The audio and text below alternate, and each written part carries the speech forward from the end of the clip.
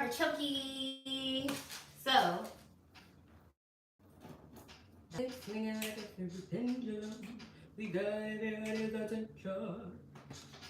So, I am setting up my situation. This book is The Secrets of the Richest Man Who Ever Lived by Mike Murdoch.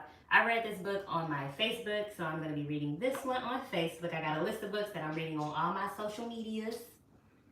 So this one, Facebook. On Facebook, Princess, Ty, No, Chaser, they all individual words. So follow me over there. Now, what I am reading here on YouTube is, I gotta make sure I get my reference so I can see me. Reading here on YouTube is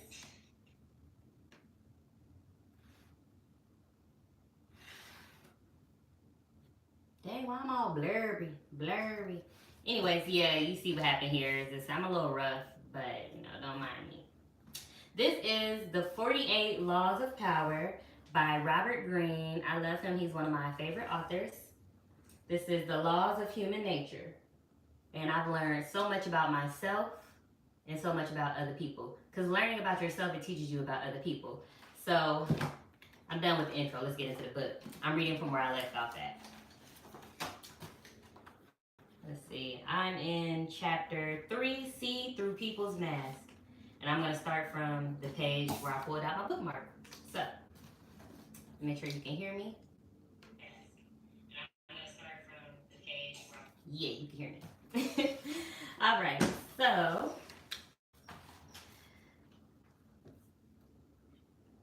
okay. I'm going to go back to the sentence that leads me over to this page.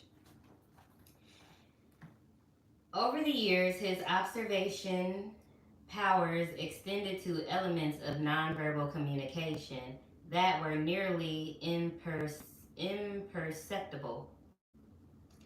I also forgot to mention, if you would like to purchase this book, I put a link inside of the description where you can find this book. It'll take you to my link tree, and then the book will be listed on there. All right.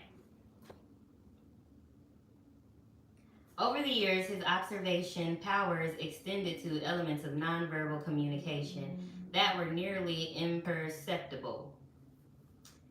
He could determine people's... Oh, comment down below what imperceptible means. Thank you.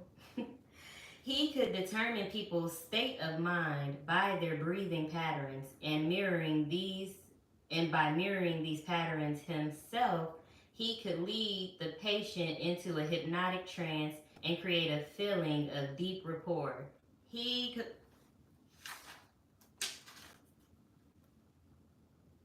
Hey. Oh my God. Dang. Didn't you just flip like 58 pages? Okay.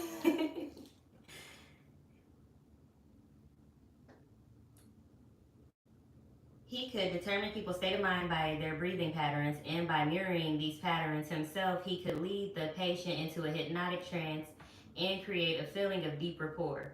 He could read subliminal and subvocal speech as people would mouth a word or name in a barely visible manner.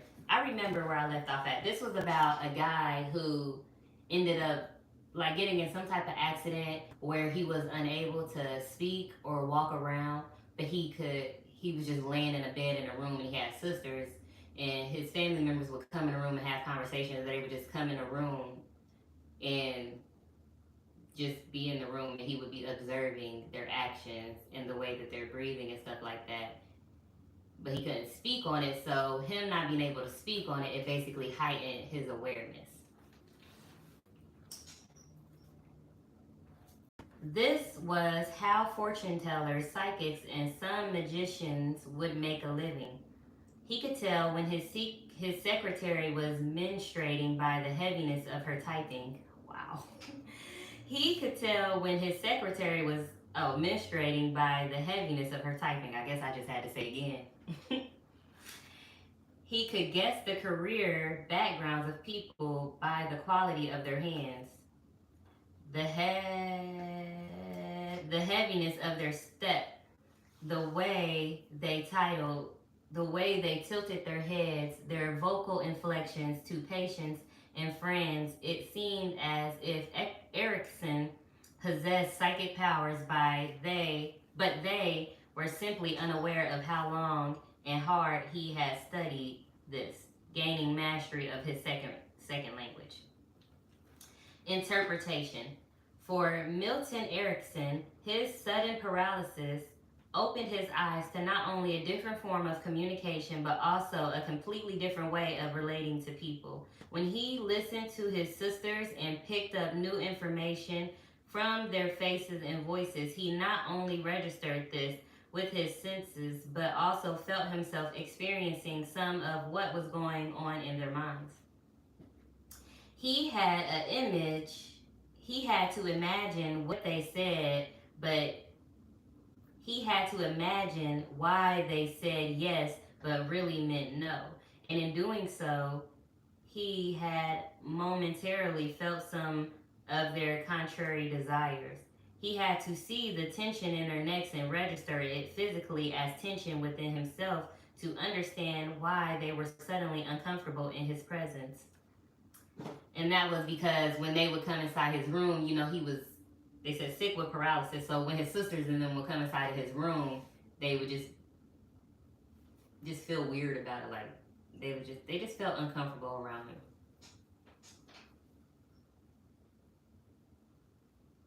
What he discovered is that nonverbal communication cannot be experienced simply through thinking and translating thoughts into words, but must be felt physically as one engages with the facial expressions or locked positions of other people.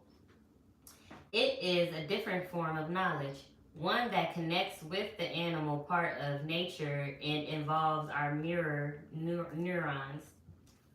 To master this language, he had to relax and control the continual need to interpret with words or categorize what he was seeing.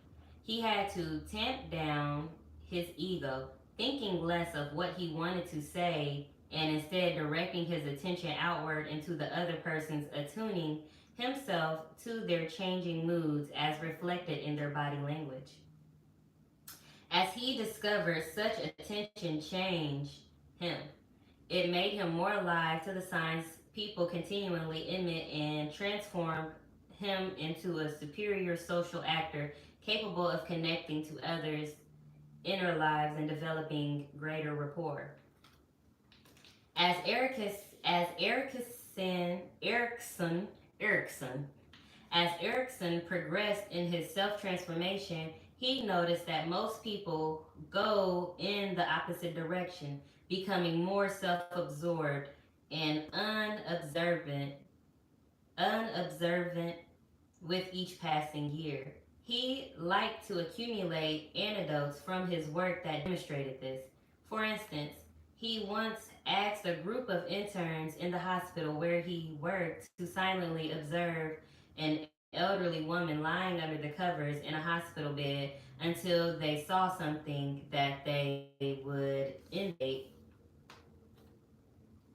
a possible diagnosis for her bedridden condition. They watched her for 3 hours with no avail, none of them taking notice of the obvious fact that both her legs had been amputated. Or there were the people who attended his public lectures. Many of them would ask why he never used the strange looking pointer he carried in his hand as a part of his presentation. They had fear of his rather noticeable limp and need for a cane. As Erickson saw it, the harshness of life makes most people turn inward. They have no mental space left for oversimple observations, and the second language largely passes them by. Understand, we are the preeminent social animal on the planet, depending on our ability to communicate with others for our survival and success. It is estimated that over 65% of all human communication is nonverbal, but that people pick up and internalize only about 5% of this information. Instead, almost all of our social attention is absorbed by what people say, which more often than not actually serves to conceal what they are really thinking and feeling. Nonverbal cues tell us what people are trying to emphasize with their words in the subtext of their message, the nuances of communication. These cues tell us what they are actually people's emotions and moods. They reflect in an immediate way people's emotions and moods. To miss this information is to operate blindly, to invite misunderstandings, and to lose endless opportunities to influence people by not noticing the signs of what they really want or need. Your task your task is simple. First, you must recognize your state of self-absorption and how little you actually observe.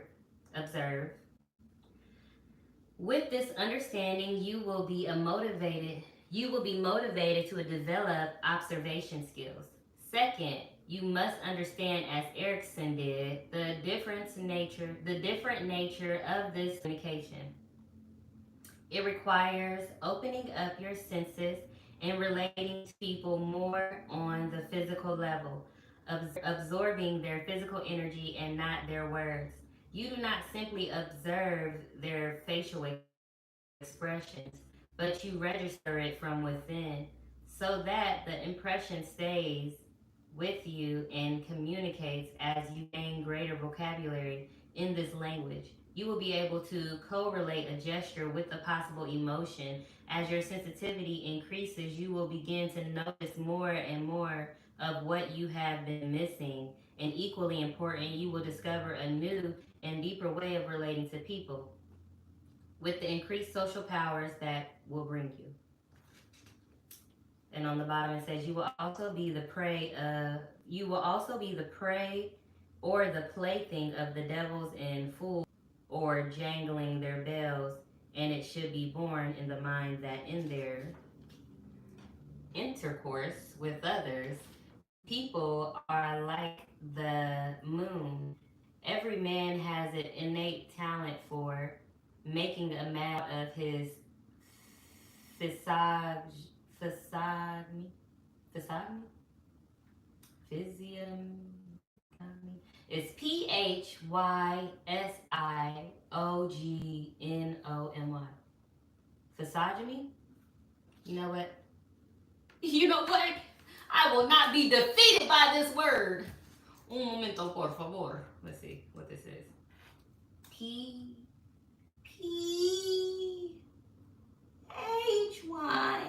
Hysis. OGN.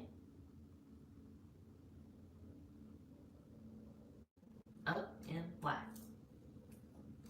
Pronunciation. You know why I'm here. Pronunciation. Pronunciation. Okay. Physiognomy. Physiognomy. Let me just show y'all how she typed it. Look at it. What'd she say? Physiognomy. Okay, let's have her say it for us. Physiognomy. Oh, physiognomy. Let's have her say it slower. Physiognomy. Physiognomy. All right, we got it. Okay. Physiognomy. Every man has. Oh, you know what? I might as well have read the definition while I was at it. This means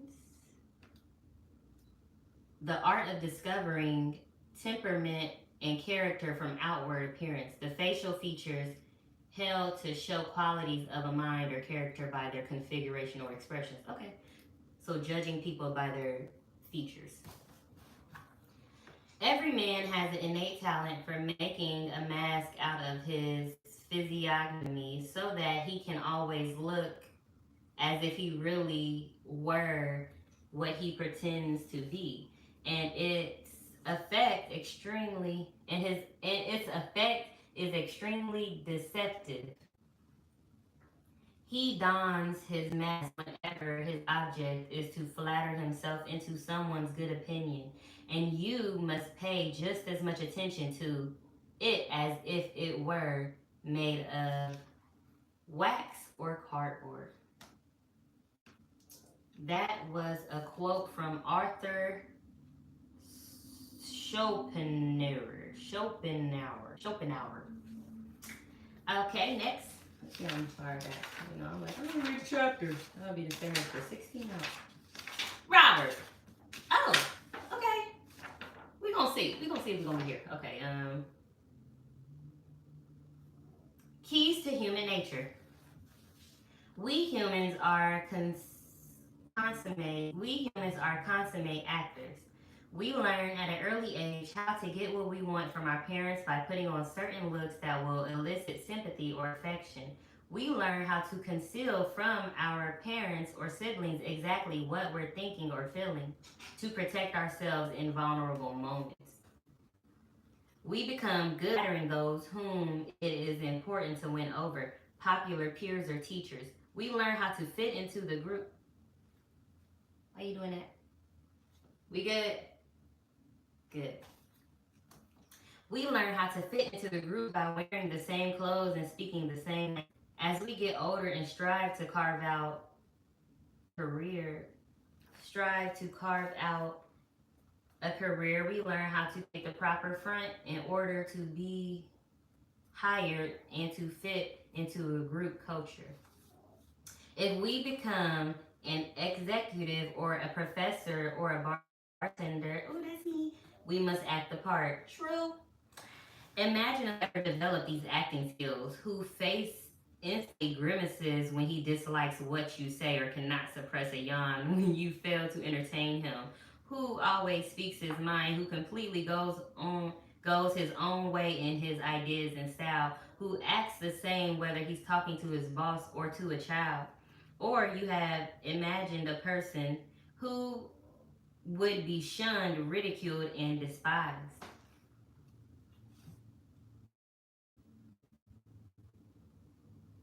Ever develop these acting skills whose face instantly grimaces when he dislikes what you say or cannot suppress a yawn when you fail to entertain him, who always speaks his mind, who completely goes on way in his ideas and styles, who acts the same whether he's talking to a boss or to a child, and you have imagined a person who would be shunned, ridiculed, and despised. We are all such good actors that we're not even aware of this as it happens. And we are almost always being sincere in our social encounters when any good actor will tell you the secret behind really believing acting. We take these skills for granted, but to see them in action, try to look at yourself as you interact with the different members of your family and your boss and your colleagues at work. You will see yourself subtly change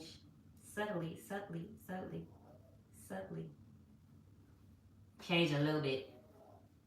You will see yourself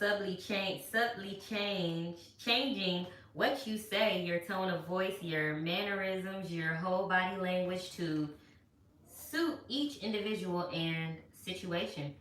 For people you are trying to impress, you wear a much different face than with those whom you are familiar and can let your guard down. You do this almost without thinking. Over the centuries, various writers and thinkers looking at humans from an outside perspective have been struck by the theatrical quality of social life.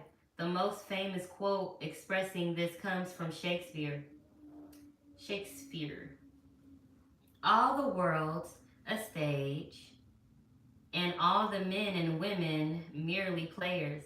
They have their exits and their entrances, and one man in his time plays many parts. If the theater is if the theater and actors were traditionally represented by the image of masks, writers such as Shakespeare are implying that all of us are constantly wearing masks. Some people are better actors than others. Villainous types such as Iago in the play Othello are able to conceal their hostile intentions behind a friendly, benign smile. Others are able to act more confident and bravado. They often become leaders. People who consummate acting skills can better navigate our complex social environments and get ahead. Although we are all expert actors, at the same time we secretly experience this need to act and play a part as a burden.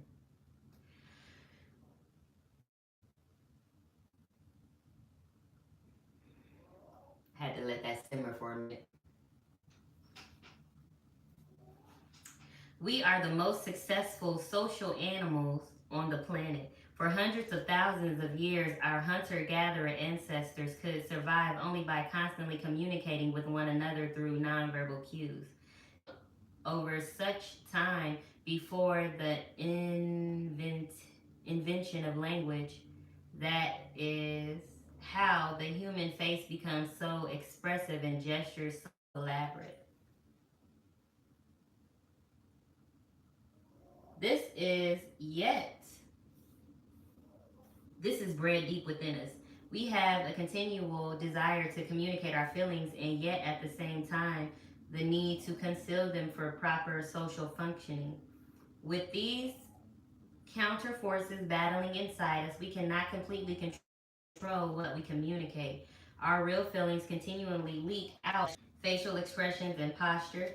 We are not trained, however, to pay attention to people's nonverbal cues. By sheer habit, we fixate on the words people say while also thinking about what we'll say next. Means is that we are using only a small percentage of the potential social skills we all possess. Imagine, for instance, conversations with people you've recently met. By paying extra close attention to the nonverbal cues they emit, you can pick up their moods and mirror these moods back to them, getting them to unconsciously relax in your presence. As the conversation progresses, you can pick up signs that they are responding to your gestures and mirroring, which gives you license to go further and deepen the spell. Excuse me. In this way, you can build up rapport and win over a valuable ally. In this way, you can build up rapport and win over a valuable ally. Conversely, imagine people who almost immediately reveal signs of hostility towards you. You are able to see through their fake, tight smiles, to pick up their flashes of irritation that cross their face and the signs of subtle discomfort in your presence.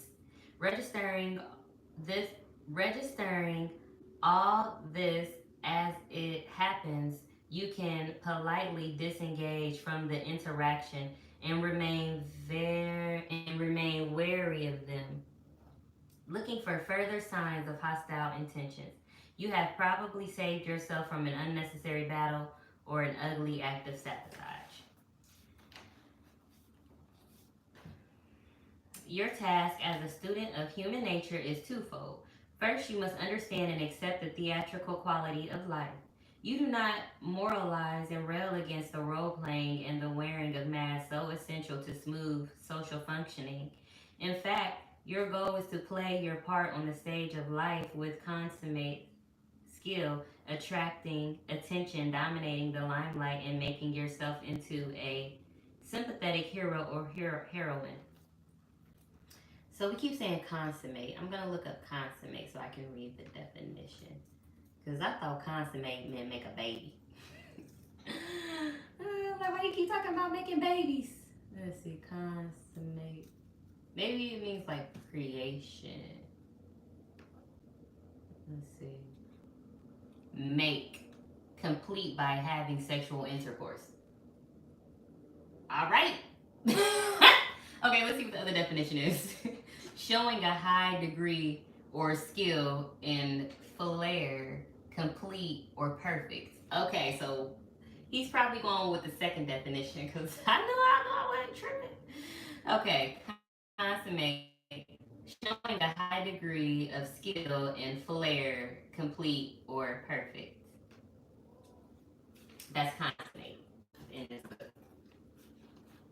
I don't have a simpler definition.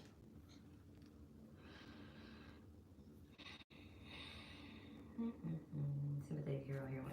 Second, you must not be naive and mistake people's appearances for reality.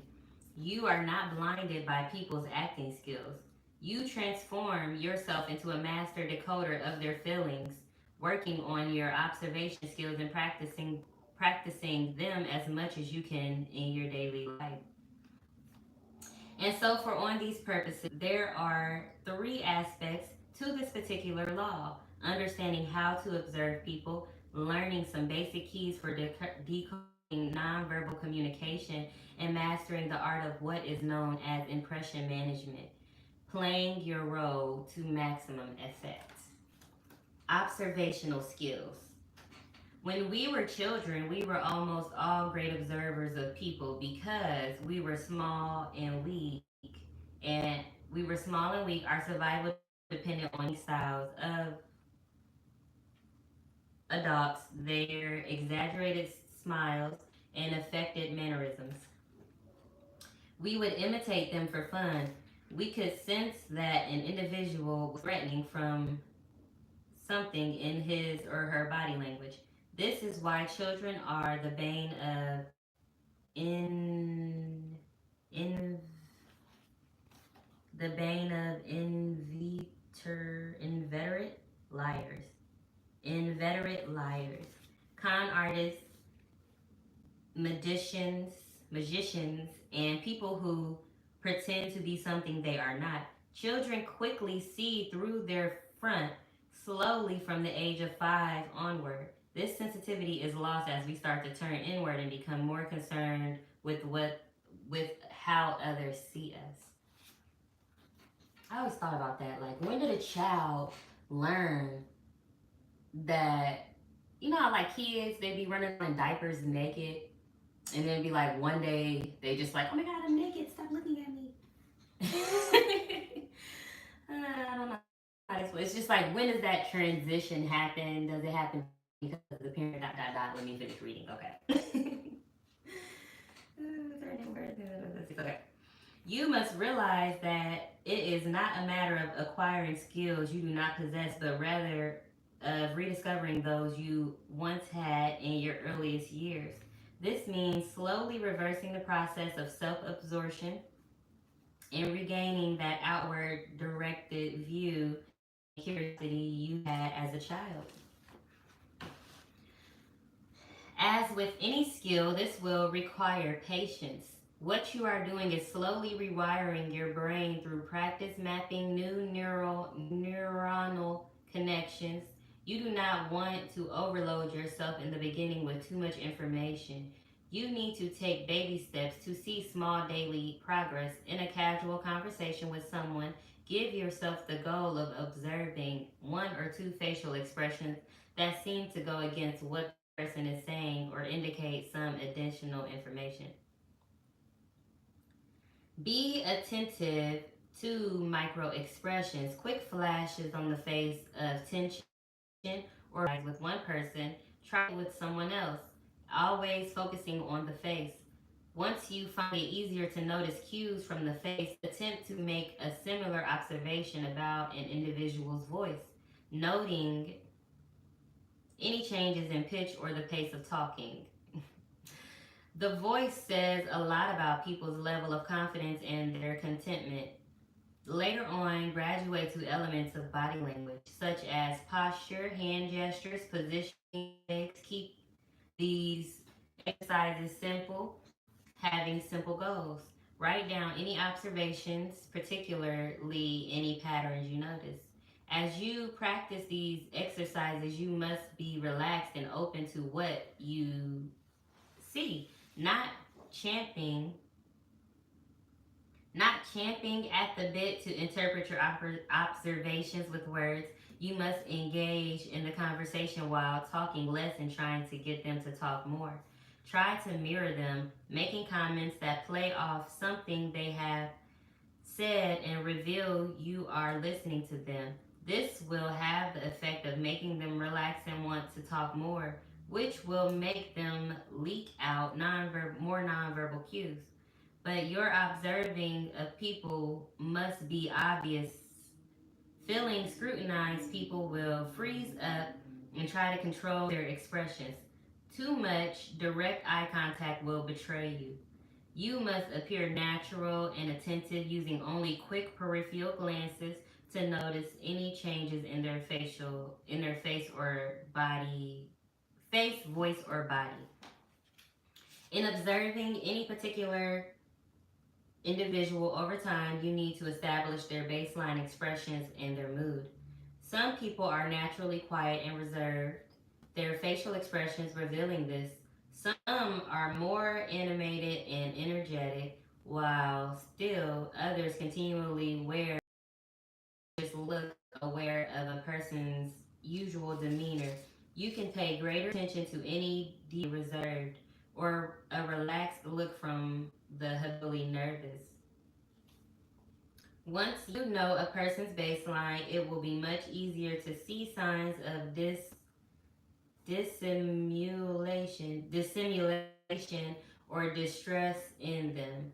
The ancient Roman Mark Antony was naturally a jovial person, always smiling, laughing, and poking fun at people. It was when he suddenly turned silent and sullen in their meetings after the assassination of Julius Caesar that Antony was up to something and had hostile intentions.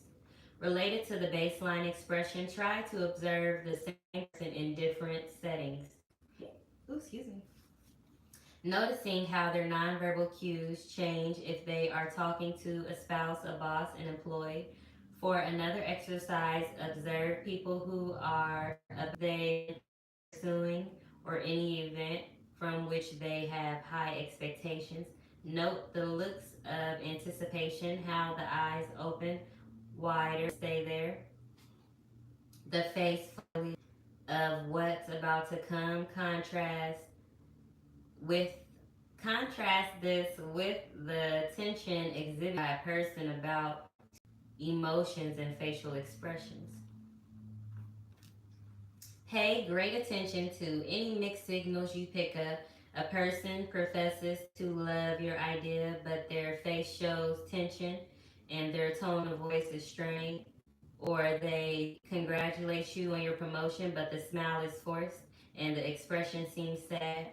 Such mixed signals are very common. They can also involve different parts of the body. In the novel The Ambassador by Henry J. Rader notices that a woman who has visited him smiles at him during most of the conversation, but holds her parasol with a great deal of tension. Only by noticing this can he sense her real mood. With mixed with mixed signals, you need to be aware that the greater part of the nonverbal communication involves the leakage of negative emotions, and you need to give greater weight to the negative cues. You can then ask yourself why they might feel sadness or antipathy,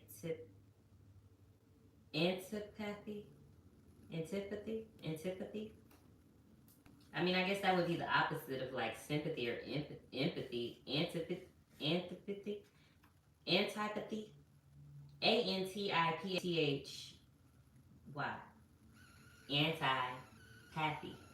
Antipathy. Okay, that's what we're going with today. I feel like we can assume what it means. To take your practice further, try a different exercise. Sit in a cafe or some public space, and without the burden of having to be involved in a conversation, observe the people around you. Listen in on their conversations for vocal cues. Take notes of walking styles and overall body language. If possible, take notes as you can get better at this. You can try to guess people's profession by the cues you pick up or something about their personality from their body language. It should be a pleasurable game. It is pleasurable. I've done it before. I just be looking at people like,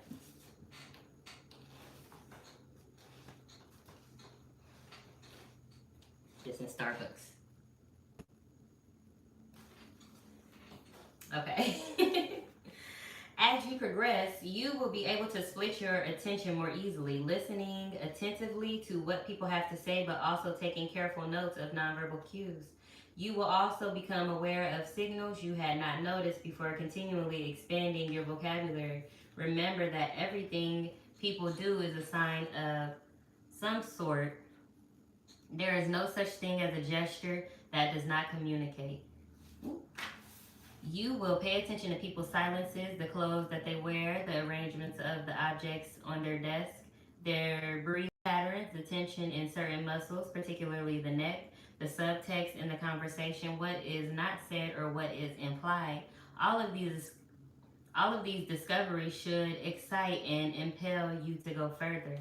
In practicing this skill, you must be aware of some common errors you can fall into. Words express direct information. We can argue about what people mean when they say something, but the interpretations are fairly limited. Nonverbal cues are much more ambiguous and indirect. There is no dictionary to tell you what this or that means. It depends on the individual and the context. If you are not careful, you will glean signs but quickly interpret them to fit your own emotional biases about people, which will make your observations not only useless but also dangerous. If you're observing someone you naturally dislike or reminds you of someone unpleasant in your past, you will tend to see almost any cue as unfriendly or hostile. You will do the opposite for people you like. In these exercises, you must strive to subtract your personal preferences and prejudices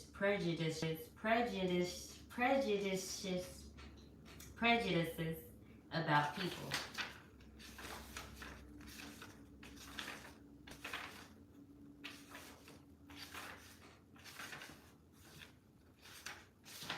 Okay, I gotta stand up. Alright, I hope you guys enjoyed this. I'm gonna go over to Instagram. I'm gonna stop here, take a little break, and I'm going to. The way I read books is like TV shows, so it's like I'm about to change the channel. My foot's asleep, so that's why I'm standing. Either I'm gonna come back later tonight to read the rest of this chapter, or I'm gonna come back next Tuesday to read the rest of the chapter. But right now, I'm heading over to Instagram. So if you follow me on Instagram, it is @PrettyNoChaser. And I'm going to start reading this book. This is also a Robert Greene book. It's The 50th Law. Robert Greene and 50 Cent. I was so excited when I found this book. So excited. And I just can't hide it. So I'm on my way over there to read that. I don't even think I started this, but yeah, I'm just going to say I didn't start it. So follow me over to Instagram and you can start this book anew. If you would like to purchase this book, I put the link in the description, and I will see you later. Also, don't forget to subscribe, like, share, and subscribe. And thank you all for watching. Bye-bye. Ooh, foot still sleep. Foot still sleep. Foot still sleep.